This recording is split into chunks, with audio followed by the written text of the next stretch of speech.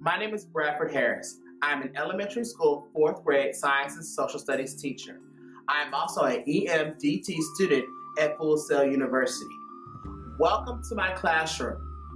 I hope you like my little introduction over myself receiving all of my school supplies that Full Sail has offered me to embark on my action research capstone journey.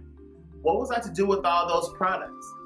Well, as you can see in my classroom, I do have a lot of stuff going on. Terrariums, plants, even chickens. I have my limited technology in the classroom, but how am I going to use that to my advantage? Well, through my Action Research Capstone project, I'm going to do just that. I hope you enjoy my video. Thanks for watching.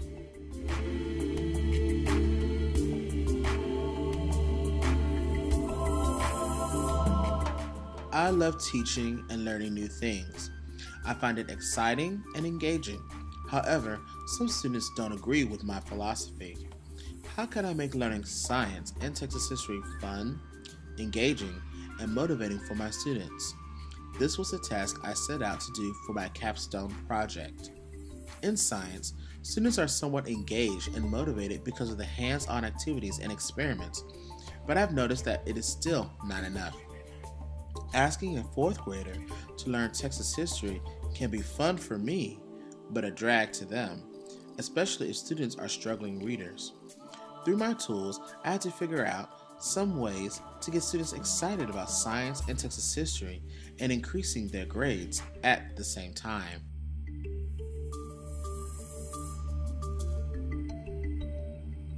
As I began to conduct research for my literature review, I noticed a common theme for my task. My theme could be expressed by Murat Kovesky's article on students' perceptions to use technology from the Turkish online journal of education technology. In order for the technology to be effective in enhancing student engagement, it must be used in a way that is relevant to the learner.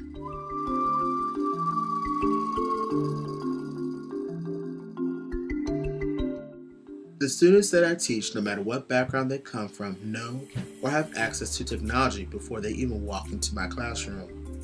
They know how to use the internet. They are familiar with social media. They use cameras and cell phones.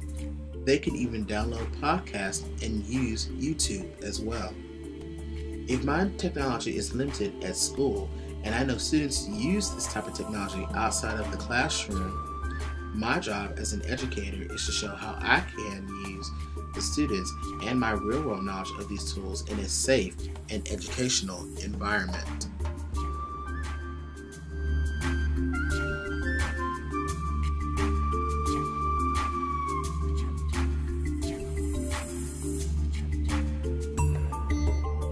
Cycle 1 introduced communication, integration, and technology in my classroom for the first time. Since I'm a 4th grade teacher, my participants were already readily available. I chose to select 4th grade boys and girls ages 9 and 10. Students were introduced to an online classroom behavior chart called Class Dojo, which helped monitor student behavior in the classroom. Students and parents can view their child's behavior online for the day or week at home and email the teacher if they have any questions.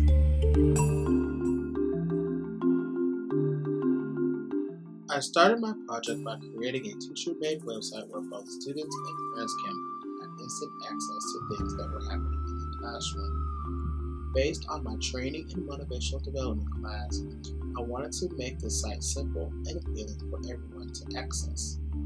It was important to show my students the purpose of the site through a video tour which showed how to navigate through it. Students can watch and guide themselves through the website as they watch the video. The participants and I also communicated through blogging, where they asked questions about projects or assignments. For the digital projects, the students used Glogster and FlipSnap. The participants had options to create digital projects and submit them to me via email for me later to review.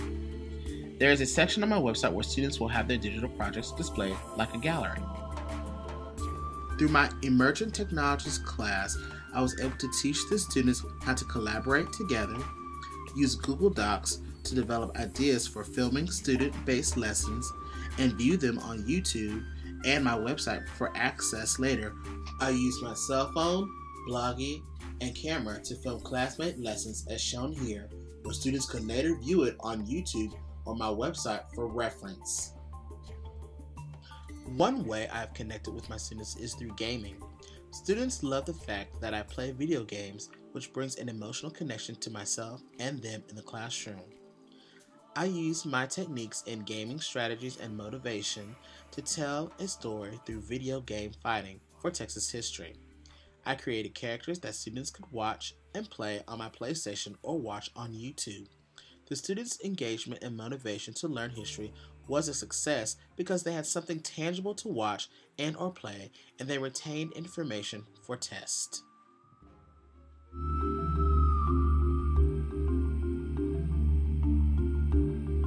Cycle 2 puts the participants center stage as they begin to make their own student-based videos. In musical theory and application, I learned how using your body in a kinetic way can help students retain information. Students first learn how to collaborate and work together to submit a one-word short video describing Dr. Martin Luther King Jr. to studentcnn.com. The word is Dr. King is faithful. My name is Brian and my word is good. In science, I filmed my students using motions and gestures to measure physical properties in science. Students were able to learn and retain that there are 9 physical properties for identifying objects. Students were inspired by the collaborating and kinesthetic learning that they began to act out skits describing the law of April 6 in Texas history.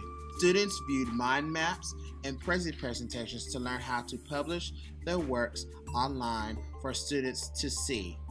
Students were excited and motivated because they were creating a skit and a lesson that was just their own. But we do know that we must protect the text. Filmmaking principles in education has once again sparked my passion for filmmaking. Even though I'm teaching to just my students, I have learned how angles, lighting, and color affect the mood of the story. The majority of my video projects for FOSA have been presented through a storytelling format to catch the attention and understanding of not just my cohorts, but my students as well. Because of this project, I am piloting a learning management system for my class. My students love my website and they like to blog, so I want to take it to the next level by using Edmodo. So far, my students love it. They can blog with me and look at classroom videos, do assignments, projects, send it all to me in one place without using paper or pencil. They enjoy it because they do not have to worry about turning something in the next day, and we are able to have more discussions in class. One of my students, William, discusses how the integration of my project has affected how he learns in the classroom. I get to catch up on the stuff if I miss some of the stuff in the classroom. Like say if we review something in the classroom and I have forgotten, I can just look up on the website, see if we do something. It has everything in order, so if you mixed up, you can click on something and copy it.